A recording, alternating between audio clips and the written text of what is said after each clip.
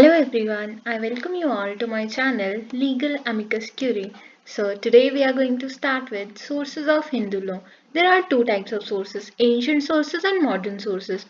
Ancient sources वो होते हैं जो काफी पुराने समय से चलते आ रहे हैं जैसे श्रुति, समृति, commentaries, digest, custom.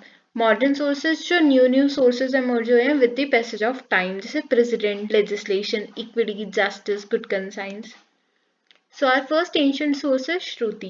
जैसा कि हम सबको पता है वेदास कितने ऑथेंटिक और डिवाइन सोर्स माने जाते हैं जिसे डिराइव करा गया है रूट वर्ड विद से जिसका मतलब होता है टू नो जानना। देयर आर 4 टाइप्स ऑफ वेदा, ऋग्वेद, सामवेद, यजुर्वेद, अथर्ववेद और हर एक वेदा का अपना अपना इंटरप्रेटर होता है जिसे हम कहते हैं ब्राह्मण्स। श्रुति श्रुति का मतलब होता है जो भी हमने सुना। इसे डिराइव करा गया है रूट वर्ड श्रु से जिसका मतलब है सुनना। हिंदू रिलीजन क्या है, एक डिवाइन रिलीजन है जिसके अकॉर्डिंग क्या है जो हिंदू सेंट्स है उन्होंने बहुत ज्यादा ग्रेटर हाइट्स अचीव कर रखी थी so that they were in the direct communication with the god. So एक टाइम ऐसा आया जब ये सेक्रेड लॉ खुद गॉड ने आके हिंदू सेंट्स को रिवील करा और इस रेवलेशन को कंटेन करा गया श्रुति और वेदास में। श्रुति स्टैंड्स फॉर 4 वेदास। अब जैसा कि वेदास को हम वॉइस ऑफ गॉड मानते हैं कि वो भगवान की खुद की आवाज है तो इसलिए हम इसे प्राइमरी और फंडामेंटल सोर्स ऑफ लॉ मानते हैं, तो इसलिए हम श्रुति को भी फंडामेंटल सोर्स ऑफ लॉ मानते हैं। So next is Smriti. Smriti is derived from the root word Smriti जिसका मतलब है याद रखना। जब ब्राह्मण्स ने वेदास को पढ़ाना स्टार्ट करा तो जो भी वो लोग अपने दिमाग में याद रखते थे या फिर रिकलेक्ट करते थे on the basis of memory उसे हम कहते हैं समृति। समृति क्या था, जब जो भी ऋषि मुनि अपने खुद की वर्डिंग्स में लिखते थे जो जो उन्होंने भगवान से सुना on the basis of memory. और समृति क्या है, 2 कैटेगरीज में डिवाइड करी गई है, धर्म सूत्र और धर्मशास्त्र। और धर्म सूत्र क्या थे, अर्ली समृति जो ड्यूटीज ऑफ मेन से डील करते थे वो प्रोज में लिखे जाते थे शॉर्ट मैक्सिम्स में और वो एकदम सडन एडिशन थी जैसे कि गौतमा, हरिता, विष्णु एक्सेट्रा। धर्मशास्त्र जो लेटर समृति आई हम उसे कहते थे धर्मशास्त्र। वो मैनेज करी गई थी बड़े स्पेसिफिक वे में और सब्जेक्ट मैटर के साथ और बिल्कुल सिस्टमैटिक मैनर में डील कर रही थी, तो उसे हमने लेटर ऐड करा due to the changing needs of the society. जैसे जैसे सोसाइटी की नीड्स चेंज हो रही थी हमने वैसे वैसे धर्मशास्त्र ऐड करा।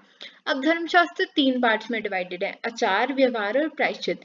आचार किससे डील करता है, कंडक्ट एंड मोरालिटी से। व्यवहार डील करता है कि किंग को क्या क्या रूल्स फॉलो करनी चाहिए। प्रायश्चित डील करता है पनिशमेंट क्या होनी चाहिए रॉन्ग डूअर की।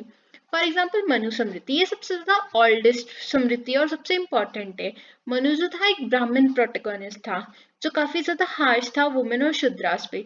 वो कस्टम्स को बहुत ज्यादा इंपॉर्टेंस देता था और हमेशा किंग को बोलता था कि हमेशा कस्टम्स को फॉलो करो। उसने दंड का कंसेप्ट भी दिया था ताकि जो लॉ है वो प्रॉपरली इन्फोर्स हो सके।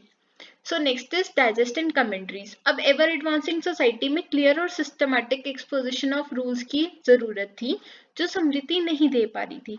या तो समृति क्लियर कट नहीं होती थी या वो सारी सिचुएशंस नहीं कवर करती थी या एक समृति दूसरे से डिफरेंट होती थी या फिर उसमें कंफ्लिक्टिंग टेक्स्ट होते थे। तो इसलिए एक फर्दर नीड अराइज हुई कि फर्दर एनालिसिस चाहिए था लॉ का जो सेटिस्फाई करा डाइजेस्ट एंड कमेंट्रीज ने। अब क्या था, 12th सेंचुरी तक जनरल टेंडेंसी क्या थी, कमेंट्रीज लिखी जाती थी एक पर्टिकुलर समृति पे।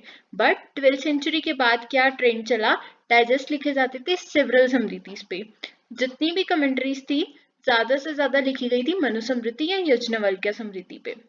So the next is custom and usage. Custom क्या होते हैं, जो काफी लंबे समय से प्रथाएं चलती आ रही है हम उन्हें कहते हैं कस्टम्स।